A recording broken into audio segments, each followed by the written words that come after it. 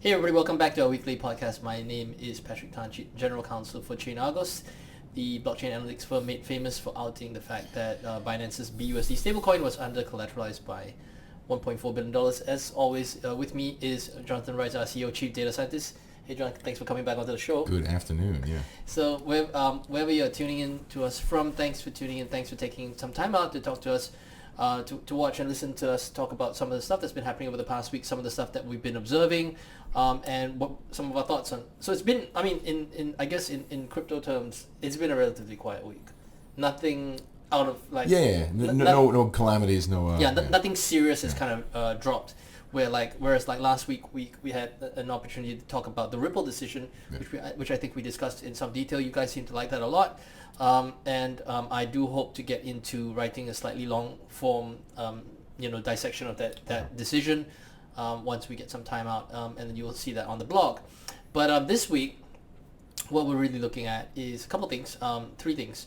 SocGen recently received what's the equivalent of kind of like a digital asset license to trade or transact or provide that for their customers and stuff like that. And John's going to go into the details of that and to see what that means for everybody over in that jurisdiction in Europe and in the EU in general.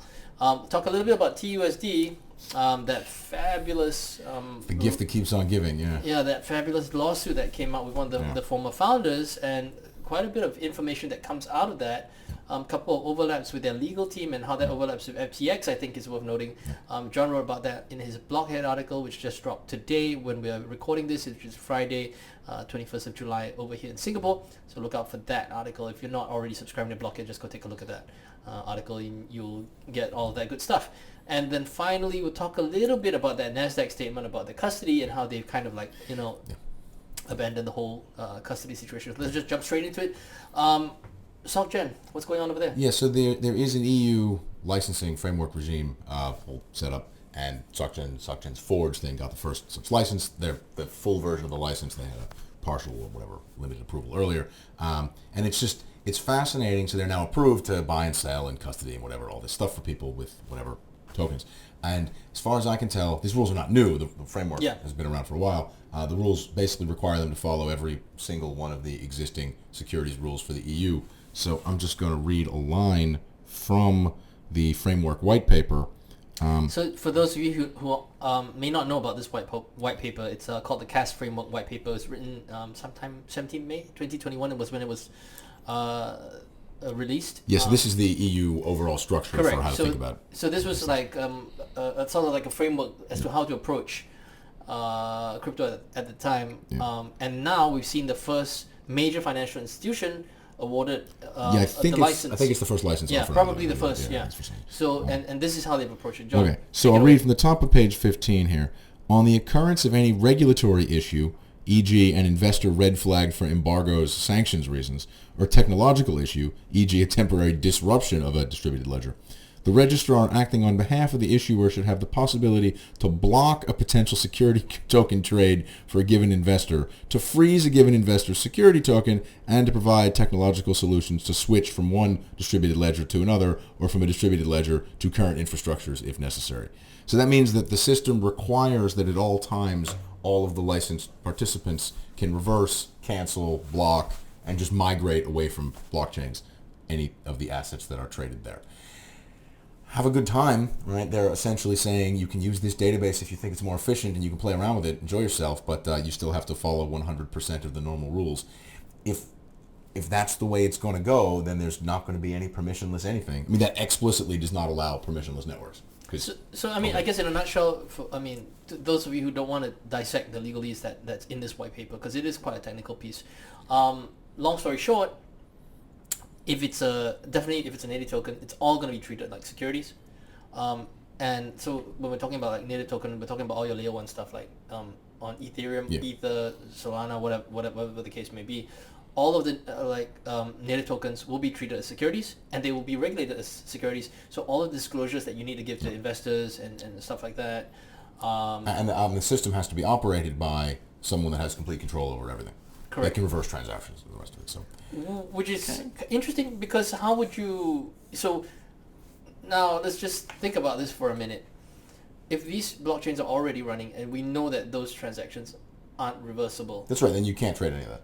so you wouldn't be able to trade any of that. But let's say, for instance, if you said, okay, fine, you know what, we'll run those, we'll continue to let you trade Ether, Bitcoin, whatever, and then let's say we find out that these transactions are bad for some reason.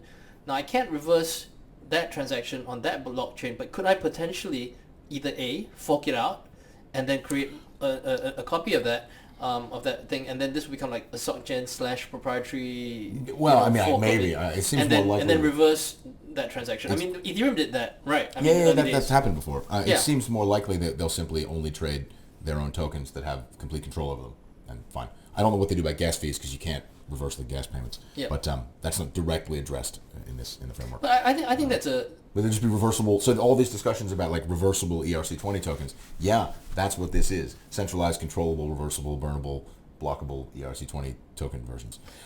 It's not. It's not completely useless. To be fair, right? Like, It's not. I'm not saying whether it's useless. No, or no, not. no, I know you're not saying that. It's not. It does not allow you to do the vast majority of things that people want to do in DeFi. Correct. But on the flip side, it does allow for some interesting situations where you get a whole bunch more transparency that you wouldn't otherwise get. Technologically, fair enough. Yeah. There may well be stuff that's better that way, more transparency. The stuff Settlement that we times- do could work. Yeah, right? settlement times would be. Maybe. Shorter. Maybe. But then there's also stuff in here about how they have to, if you're going to be able to block, check, whitelist, blacklist, reverse transactions, you don't want instant settlement. So they're going to run on slower settlement times anyway on purpose. Yeah. We'll see. It's just interesting that like a regulatory win, in fact, if you read the documentation, you realize all of the ethos of running permissionless networks, this is just totally bad. Yes. This is totally bad. Yes. And that's what I think you would reasonably expect from a regulator as well as if you're going to be awarding a license to a regulated financial institution. I don't think it's particularly surprising, and I think the argument that, now that we have a framework, then we'll have all of the restrictions loosed, is definitely not going to happen. Yeah, that makes no sense at all. I mean, like, and you wouldn't expect any reasonable regulator to go like, oh, you know what? Because of this fantastic new technology, we're just gonna let people come in, deposit as much cash as they want. They don't have to put in any ID. That's right. Don't need to see where your source of funds is. That's right. Just maybe take a selfie. That's just not gonna If you happen. deposit via bank transfer, there's a process. If you just deposit via stablecoins, we don't really care where the money came from. Yeah, that's of course not going to be the way this goes. So it's just interesting. Something to pay attention to if you see people commenting on this SG Forge setup in their license. Yeah, don't what it really means. Yeah, correct. Don't look at this and go, oh, okay, this is bullish. That's in. Yeah, and it's not going to change in that direction. I mean, that's all. So It's not what you think it is. All right, okay. Switching gears a little bit. TUSD. Now, this is fantastic because that lawsuit, which nobody's paying attention to, just dropped from a former founder, for which we know this story going way back because it's pretty interesting. To be honest. So TUSD's had a colorful history for quite a while. So we already knew that there were allegations about one of the co-founders leaving and deleting the company Slack, and this is the guy whose mother had a bunch of papers served at their house in Texas, and he supposedly fled the country. So he's now suing back, alleging that they've taken his tokens, not given him his money, breached contract, whatever, all that stuff. I think we can both agree that it seems like some of the people involved in this thing are questionable business people. It is impossible to tell from reading only the filings who's right, wrong, who's lying. I have no clue. Because the allegations are ridiculous. Yeah, correct. These are just, so far, I mean, it's not a decision. It's just, back and forth. Yeah. And nobody looks good. It seems fair to assume that, much like the Prime Trust situation where, the guy's wife ran a swingers club, and that's where some of their customers, onboarding, whatever, came from. There's just weird stuff going on there that is not what you want around your custody or stablecoin provider, which is fascinating. The interesting information in the lawsuit that matters as far as the rest of the world is concerned is that this guy presented a whole bunch of documentary evidence that they knew Justin Sun was the buyer. They knew Tron, Justin Sun, was the buyer. From the very beginning of their negotiations, there are screenshots back, I think, to January 2020. Yeah. So they were negotiating for quite a while.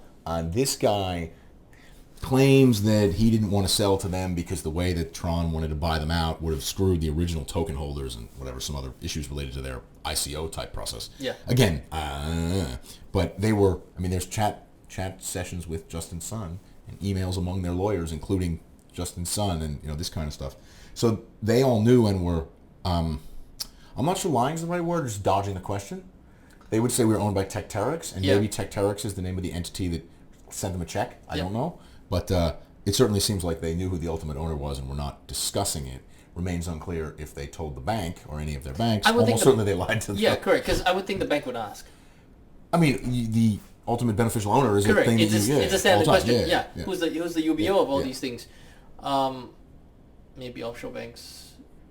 No. Those requirements have been there for. Anyway, these guys it was a U.S. company and they're banking in the U.S. using U.S. bank accounts. So the trusts they were operating is a whole mess. And interesting little tidbit, the lawyer for Tron ended up being FTX International's general counsel. And while he was working as a lawyer for Tron, he was working underneath the guy that became FTX Global whatever chief compliance officer, Friedberg.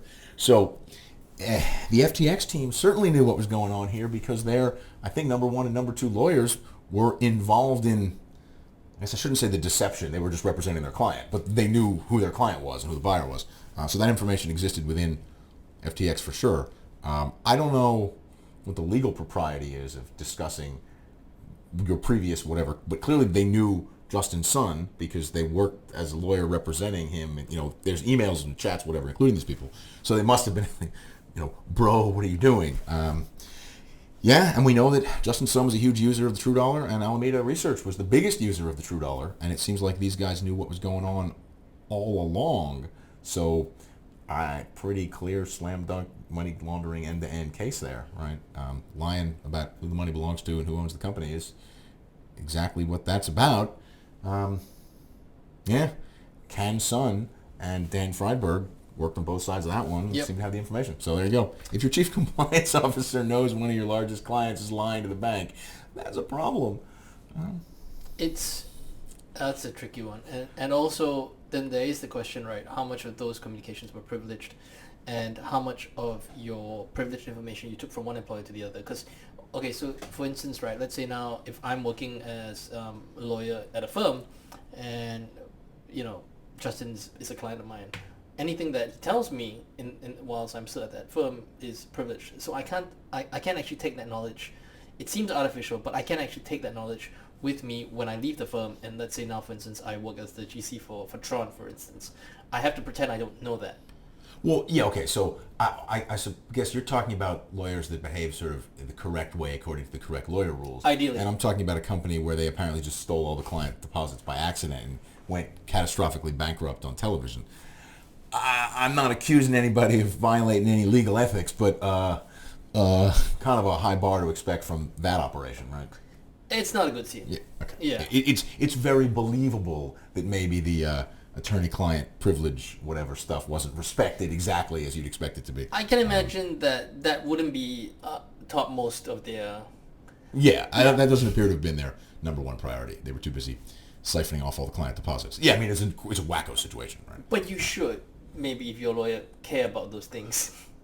Yeah, sure, I'm not going to question any of that. Although what's now come out in terms of the paperwork they were producing and backdating, whatever stuff, all kinds of insanity. So, although, again, you're a lawyer, right? I suppose if you know something is going to be a problem, you're at least supposed to say, maybe you should ask this question, or you can do something. Right? You can do something. Yeah, so that certainly is within the remit, even behaving properly. So, yeah, so they knew what was going on, and nobody seemed to care. These guys were all hanging out in the Bahamas, all trading with banks in the Bahamas, and it seems like a really small number of people were doing all these things. It is remarkable to me that the True Dollar team knew it was Justin's son for so long and have managed to avoid that information coming out. Because these chat transcripts, this guy must have taken screenshots, whatever, from a while ago, and there's emails. I know the people included in that are a couple of the crypto tech finance people, and then a couple of their actual lawyers. I guess the lawyers just keep the records properly, whatever. But it's kind of surprising that we only found out now, but no one's really astonished to find out that he's actually the buyer, right? So. This is like that Scooby-Doo episode where everybody knows who the... Yeah. They're all like that, basically. Yes. All right, finally, NASDAQ. What is that NASDAQ thing about? It's very funny. So much like we've talked before about how custody is supposed to be a boring, low-margin business, and you want it to be within a very large financial institution with a lot of money. So if there's a problem, they can just make you whole. You can sue them, and it'll be fine. Yeah, and if you missed the episode, go check out Crypto Critics Corner, where we talked to Cas PNC and Bennett Tomlin. So in this case, NASDAQ has concluded that, and this is basically the words of the woman who runs NASDAQ, there's not really very much money there, and as a result, because there's some regulatory difficulty at all, we're just not going to do it. Yeah, no, which is exactly the point. Yeah. These things are difficult to custody, and custody is not meant to be a high margin business anyway. Yeah. And what they've come to the conclusion is, which is what anybody else would have come to the conclusion is that it's not worth the trouble. There's not enough money here, so we're just not going to do it. Goodbye. Yeah. Okay. If they made the rules really clear, there still wouldn't be any money, so maybe they'd care a bit more. I don't know. I mean, look, BitGo's been around for a long time doing this, and BitGo seems to, their stuff, I guess, is fine. Their reputation is okay. The guy is on podcasts or whatever. It seems fine. They're not exactly a massive, wildly profitable company. Like, it's okay. Yeah. Prime Trust was nuts and blew up horribly. Nobody in that space seems to be a huge, massively profitable business. Fireblocks functions, right? Copper functions, they're companies, but, they've got a couple of competitors get involved, right? I don't know. I don't know necessarily that this is a hugely profitable business where you're kind of rolling in the cash, and it's not supposed to be. It's meant to be a pretty straightforward, simple business. But I think the concern that I have, at least is that a lot of people are taking this NASDAQ stuff and running riot with it and interpreting this piece in ways that's not in any way. The government's made it so difficult even NASDAQ can't figure it out. That's not what it says. If there's enough money, NASDAQ will figure it out. Exactly. Right? There's a balance. It's not like NASDAQ couldn't afford lawyers to go and figure this stuff out. Yeah. This also reflects the experience of the Australian Stock Exchange, ASX. They had something similar. They were looking to. They poured 146 something like 146 million Australian dollars, which is, I don't know how many US dollars, but $100 million, like a lot less, US dollars. So they built a system and then they just built a system and then they just like, better. You know what? No money in this. Let's just give it up. Yeah, and then they let it go. Yeah. I mean, you're going to see this with ETF applications where people think there's a wild amount of money to be made and then realize that like the 200 basis point fee that GBTC collects is not the fee any of you is going to be getting on meaningful AUM. Exactly. So that's kind of a weird one-off situation. That's, by the way, still just no progress in that lawsuit. So you're going to see more and more traditional financial companies come in and say, this isn't worth the effort, we're leaving. I've seen a little bit of this already. People do it for low margin, it's fine. Low margin trading businesses are fine, right? But just make sure they're clear. Right, and on that note, been a quiet week, so that's all we have for you this week. If there's something that you think was interesting that we could have covered but we didn't talk about, just leave it in the comment section below. Thank you guys for watching the videos. We've been seeing those views go up. We appreciate it. And if you have something else that you want us to cover, or if there's something that you would like to discuss with us, just drop us a message down in the comment section. Otherwise, smash that like and subscribe button. We really appreciate when you guys do it. See you again next week, maybe. Who knows what's going to happen next week? This is the way the space works. All right. Talk to you soon. All right. Bye-bye.